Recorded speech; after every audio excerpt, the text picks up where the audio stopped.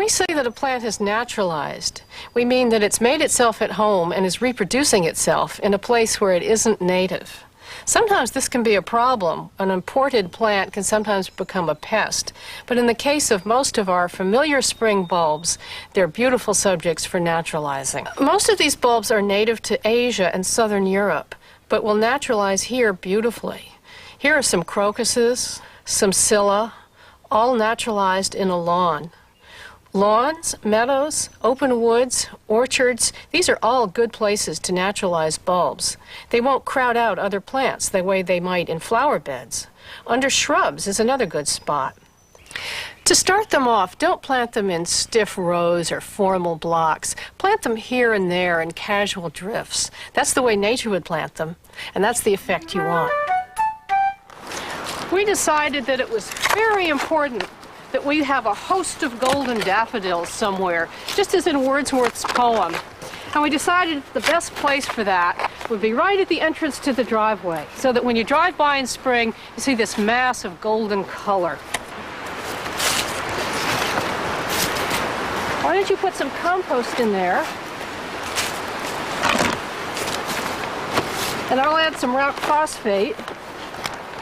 You know, as I told you before, the bulb contains its food supply for a year, but it needs to put down some good roots, and it also needs to perpetuate itself year after year afterwards.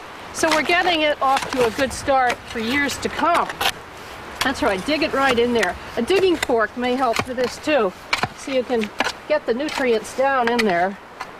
Okay, now we're ready to put in some bulbs.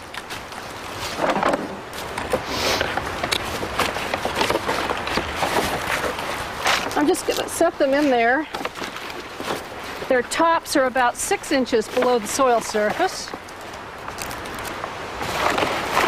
And I'm not spacing them equally. Some are maybe 3 inches apart, some are 6 inches apart, because that's what would happen if nature did it. Okay, let's put those to bed for the winter. All right. I also like daffodils when they're naturalized in the wild. Now, this is going to be hard work, but it's worth it. What I'm going to do is take my spade and dig a spade-sized divot out of here and take it out and put the bulbs in just like we did in the larger hole before. And we're going to put the same soil amendments in as we did before. Now, we haven't been watering any of our holes today, and that's because we've had an awful lot of rain lately and we don't need it. But if you were having a dry fall, or if you lived in a dry climate, I think you'd want to sprinkle the holes so that the roots will get a good start. There we go. Ready to plant. Okay, let's put some of those in there. And fill it up. Now I'm going to just put the divot right back on top. The woods will never know we disturbed them. I wanted to have a bunch of tulips for cutting in the spring too. So what I did was took the edge of a field out here in the vegetable garden and made a big mass of them here. And I've put them fairly far apart because later I'm going to come along and put some nice bushy annuals like cosmos and zinnia in between so that I can have a cutting garden. Okay, I've set them here. In this case, I'm just going to take a big heavy trowel and go like that. And that'll get me way down to tulip planting depth. We've already tilled plenty of nutrients into the soil, so I'm not going to do that now. And this planting will go fairly quickly. Now, one thing I should tell you, that if you live in a frost-free climate, you're not going to have much success with narcissus and tulips and some of the spring bulbs I've been telling you about. Another thing that may happen to your tulips is that all sorts of little furry critters may get hold of them. But we've got a solution to that too. I've made a simple protective box here by folding together a piece of 1/2-inch hardware cloth. You can buy very easily anywhere.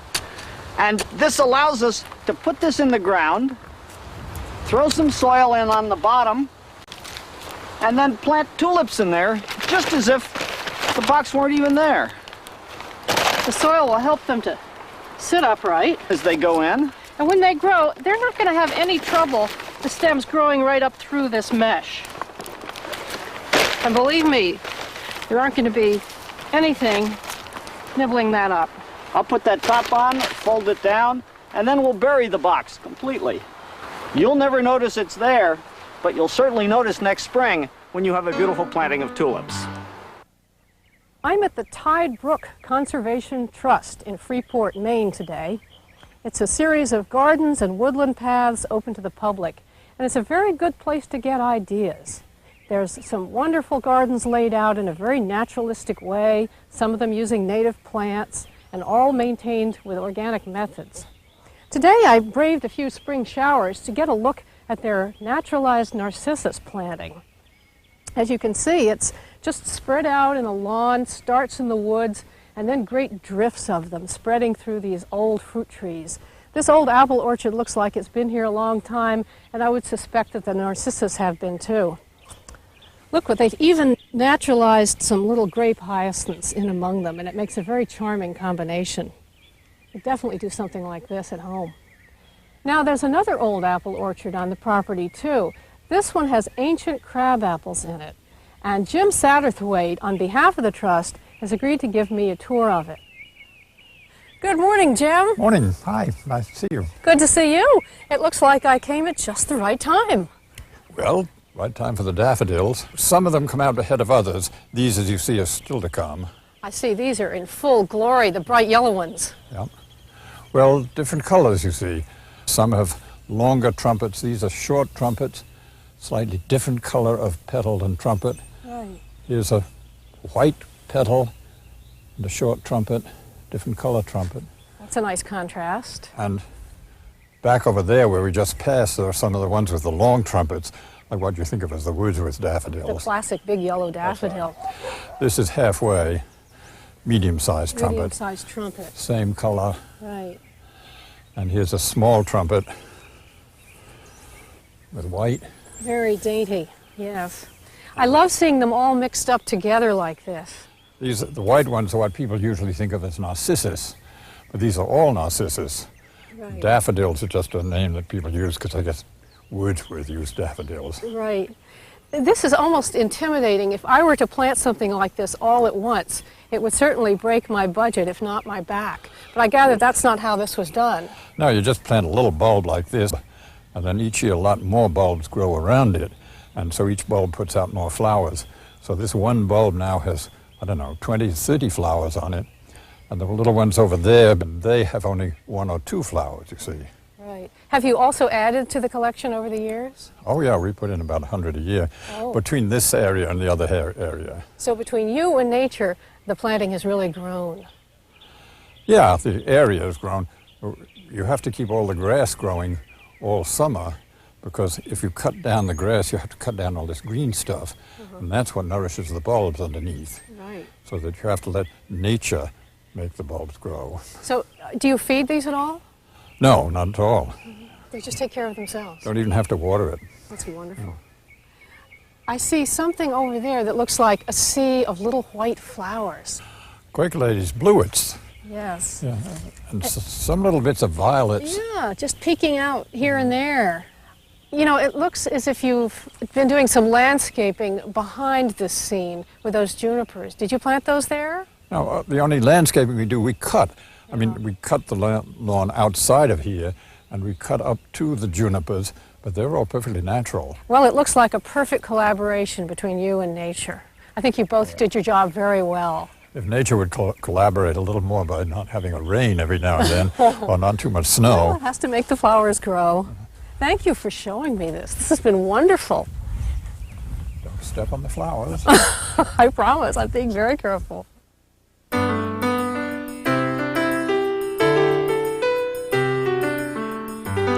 Just what are these flowers called anyway? Daffodils, jonquils, narcissus? Well, actually, the Latin name for all of these is narcissus. But it doesn't make very much difference what you call them. A daffodil by any name would smell as sweet.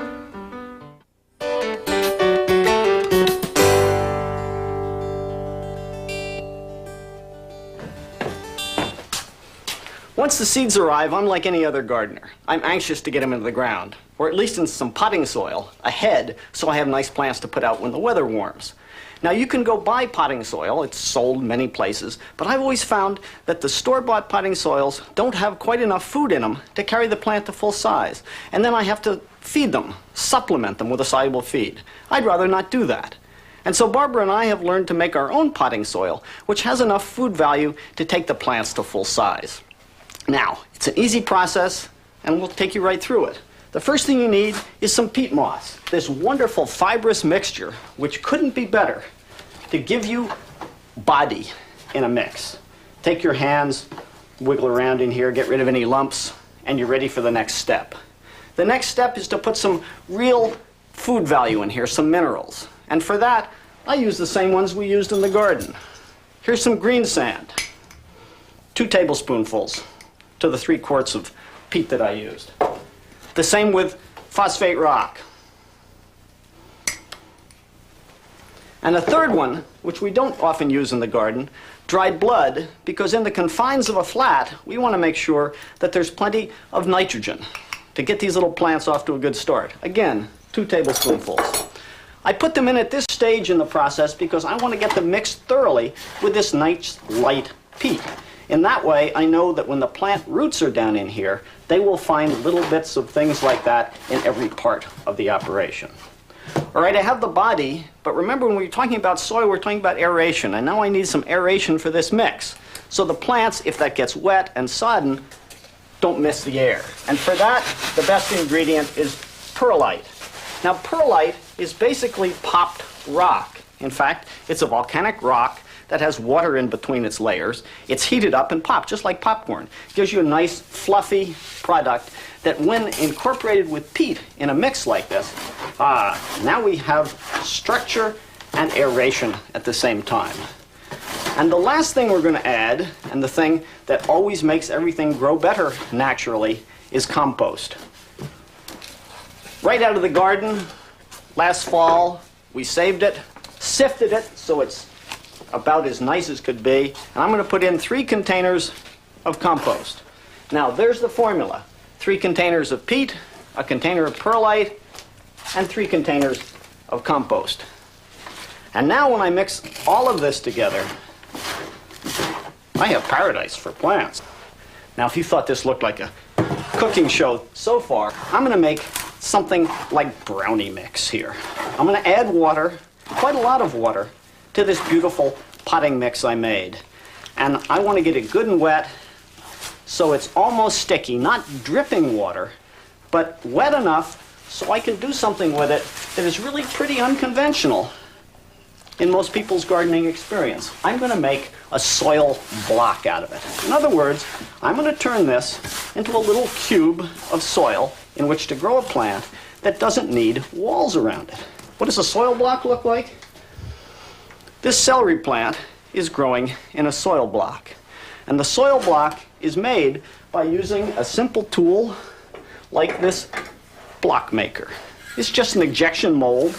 I press this into it, push hard down to the bottom, and then eject them.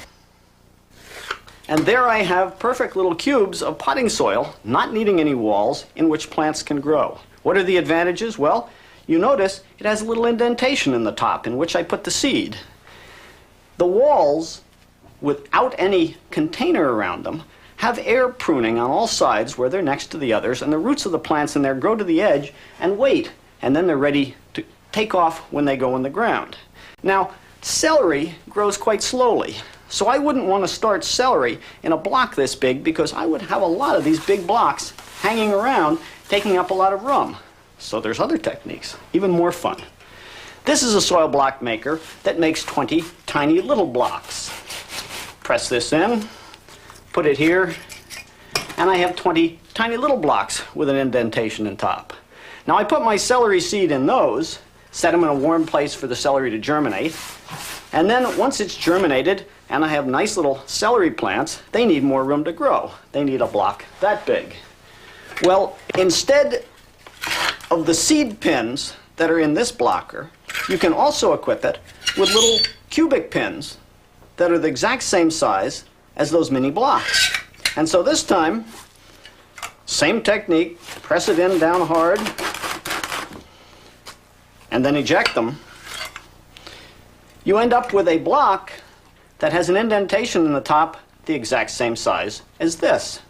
And so when your little celery plant is up and growing and ready to move on, I put the square block in the square hole, and then it grows on to a big celery plant just like that. Are these things tender? Are they going to fall apart for you? No, I can actually throw this one up and down and catch it, and it's going to retain its shape. That's because the peat moss that we put in there really acts as a binder and holds all this together. And that, in my estimation, is the best way to start plants.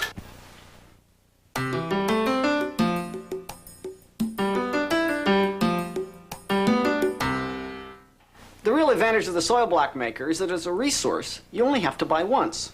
Now these two here would probably cost you $50 together, which isn't a bad investment considering that you would easily spend that much on throwaway pots over a couple of years of gardening. With these, there's nothing to throw away. If you get really interested and want to expand your line, this one, now we're talking super soil blocks, turns out a block with a square hole in the top into which the 2-inch block fits. And now you have the full spectrum. But for many people, the combination of the three of these may be more than they want to invest. Can you make a soil block maker at home? You sure can. Let me show you how. I cut down a quart freezer container, about a third of its height.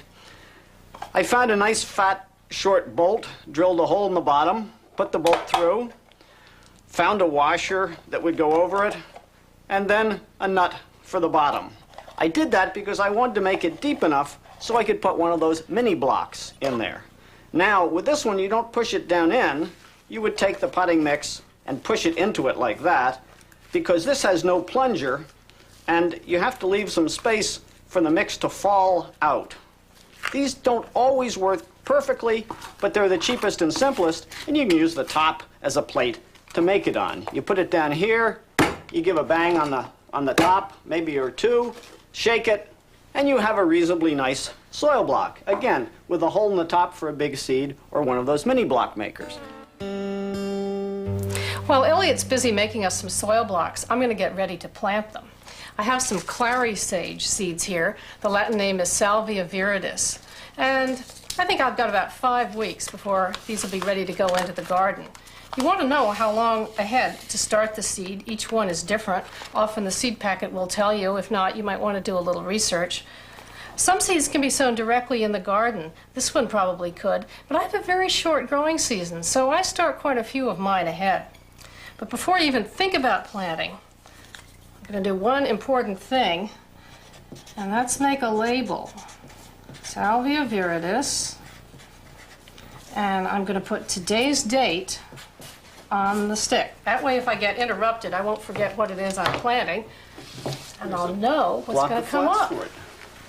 Okay, now there's a number of ways to put the little seeds into these blocks. If it were fairly large seeds, I could probably pick them up individually and put them in. Another way to do it, if you're very careful, is to crease the packet and tap them one by one. But probably the simplest way, what we do most often, is to sharpen the end of a paintbrush or a wooden dowel, put the seeds on a white plate so you can see them easily, pick them up with a moistened stick, and one by one, pick them up and drop them into the little depression that the soil block maker makes in the block. The magic thing about the soil block system is that it's completely modular. I can take this little tomato seed and put it in the block, and 10 days to 2 weeks later, it looks like that. Take that one, pot it on to the next size block, and 10 days to 2 weeks later, it looks like this. Take that plant and stick it either in a large block or in a pot like this, and a few weeks after that, you have as nice a tomato plant as anyone would ever want to grow. So how long ago did you plant that tomato seed that grew Just that 6 fast? weeks. Amazing. Give it enough room to grow and it'll grow. Now I've got my little flout all finished, so I've put the label in. And now I have to think about where to put this to have it germinate. Every seed is different, and it helps to know whether it likes cool or warm temperatures for germination. If it likes a very cool temperature, say 65 degrees, I'll put it in a corner of my office where it's just about that. If it likes warm temperatures, 75, 80, even more, I'll stick it up on the top of the kitchen cabinet near the ceiling where it's always really warm. But most seeds like an average of about 70 degrees, and so I'll keep it on the kitchen counter or whatever place is handy at room temperature until it germinates. And to get it to germinate, the real key is to have the moisture correct. And so Barbara and I put our little flats into a container like this, which has a fluted bottom, and into which we can pour some water just up to the flutes. You don't want to flood the seeds because then they won't germinate well, but we want to make sure there's a constant moisture supply. If we think they're a little dry, I'll take this spritzer occasionally and add some more moisture. Now, there's a cover that goes over this container, and that is what keeps the atmosphere in there perfectly moist while it's germinating. Now, you notice we didn't cover the seeds, and you don't need to in a perfectly moist atmosphere, except for those few seeds that say on the back of the packet that they want to germinate in the dark. And if that were the case, I would have laid a little piece of black plastic down there before I put the cover on. Put the cover on, keep it moist, put it in a warm spot, and everything works perfectly. But keep your eye on them, because the minute they start to germinate, you want to take the cover off and put them in a warm, sunny window. Sun, not with the cover on, because then the heat in there is going to become too intense, because this is like a little closed greenhouse with no vents. Cover off in a sunny window the minute they germinate, and you're off and running. And you really do have to keep checking them about twice a day. When we put them on top of the kitchen cabinet, we have to remind each other constantly. The other thing I do as soon as they germinate is to get out my little list. This is one area where I really do keep records, because I love to know how long it took for each seed to germinate. It not only helps me next year to know how far ahead I have to do things, but if I want to have two plants sharing a flat, if they both germinate at about the same time, then I can move the whole plant to the right place at the right time for both those plants. And here's a flat of all germinated and ready to go. Okay, those are the Salvia viridis that I started 8 days ago. So there they are, and they are definitely ready to be moved on to bigger soil blocks. Now I'll take this little tool, which is simply an artist palette knife that you can get at any artist supply store, and I'll cut out a little block, lift it up. Now it may have a taproot. One of the advantages of using soil blocks is that plants that don't like being disturbed when they're transplanted, because one reason or another, usually because they have a taproot, they do a lot better in a soil block than with another kind of transplanting system. And here's living proof.